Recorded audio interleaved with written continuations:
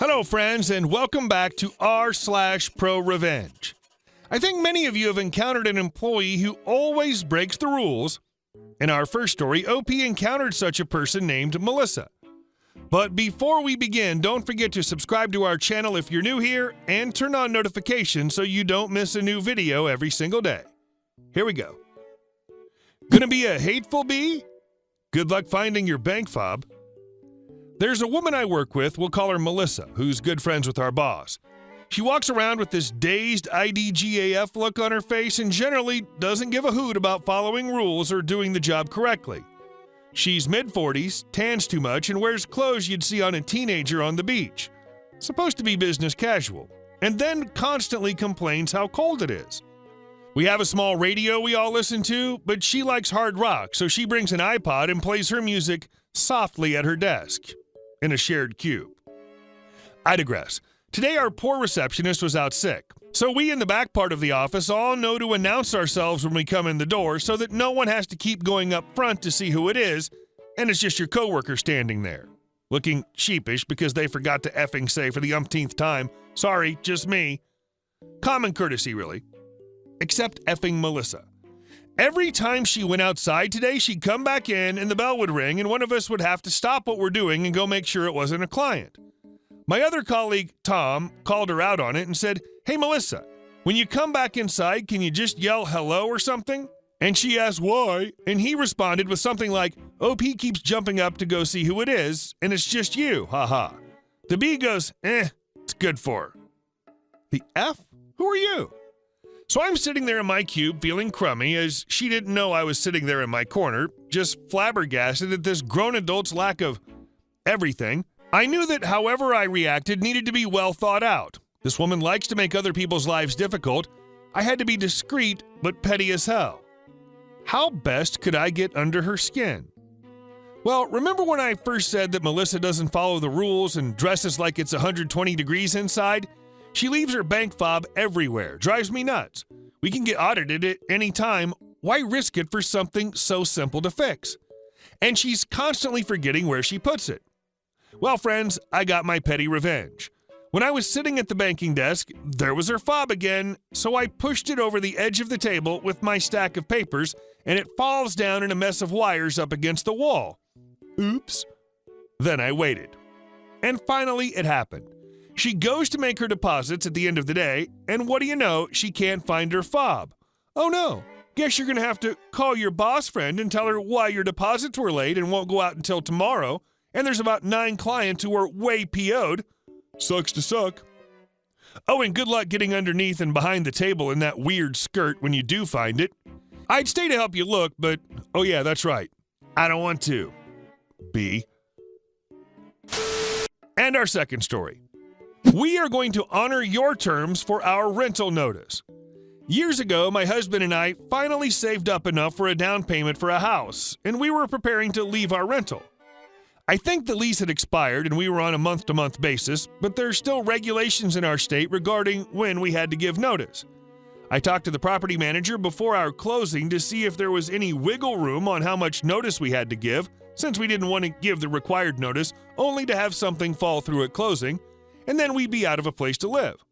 We lived there for almost a decade and had always paid our rent on time and had otherwise been good tenants, so I thought they'd be flexible with our notice and move-out dates. The manager said she'd ask the owners, and in a day or so she called to say that she was sorry, but they will not be flexible at all. They won't prorate a partial month tenancy, and we'd have to give a month's notice on the last day of the month, or that may have been the first of the month. It's been a while and I don't remember. We said that we'd be fine, and we understood that he was under no obligation to accept our offer to give our 1 month's notice on any other date than the last day of the month. Fast forward to our closing date in September, where everything went smoothly, and we became homeowners. We waited until the last day of the month to give the manager our written notice and October rent. She accepted it, and we planned to be out on the last day of October. Had the landlord accepted our offer, we would have moved our butts to get out of there immediately after closing, but since he wouldn't budge, we decided to take our time.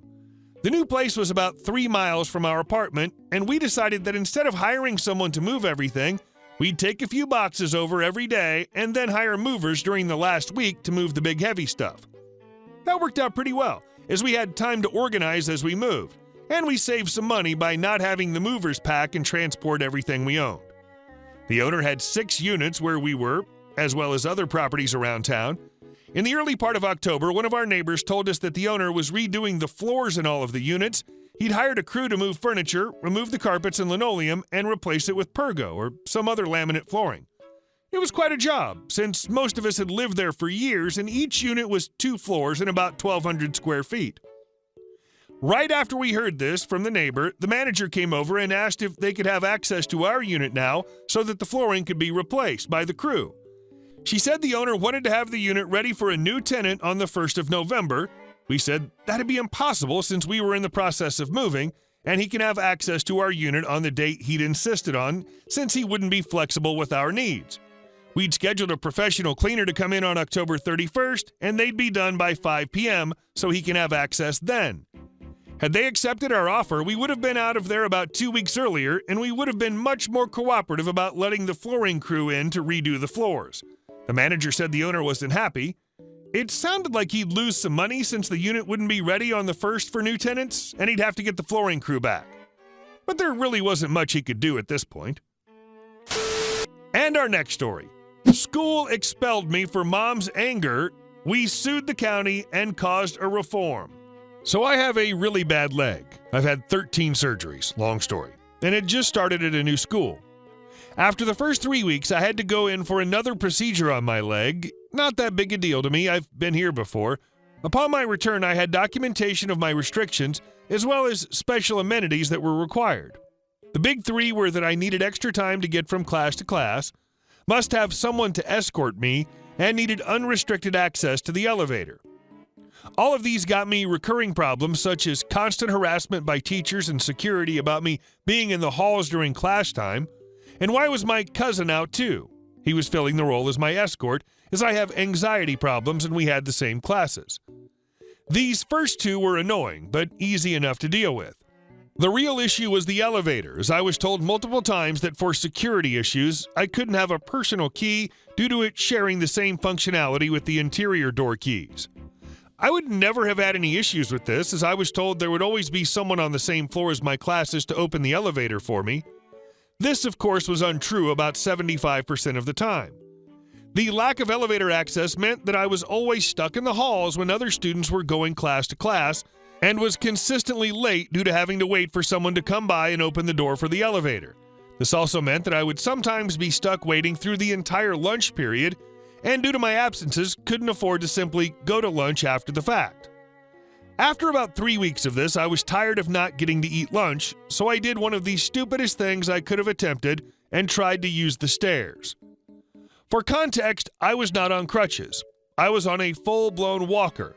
About halfway down to the landing, I fell. Hard. As lunch was letting out, one of my friends found me, got someone to help pick me up, and carried me to the office. Another of my friends went to find my other cousin. The one who normally escorted me wasn't there due to being sick, so I was without an escort because I couldn't bear the thought of, gasp, a stranger escorting me, who when getting to the office managed to get me to calm down enough to give them my mother's number. Now, my mother is quite hot-tempered, but can keep a level head normally. When she heard I fell, she was there in record time. When she got there, she immediately asked what happened. I told her I didn't want to miss lunch again, so I tried to use the stairs. Big mistake, as that set off a Tsar Bomba-sized explosive. She immediately turned around and demanded for the principal and VP to get their butts in here ASAP. As soon as the principal and VP walked in, she started berating them in a fashion not suitable for most adults to hear, let alone kids.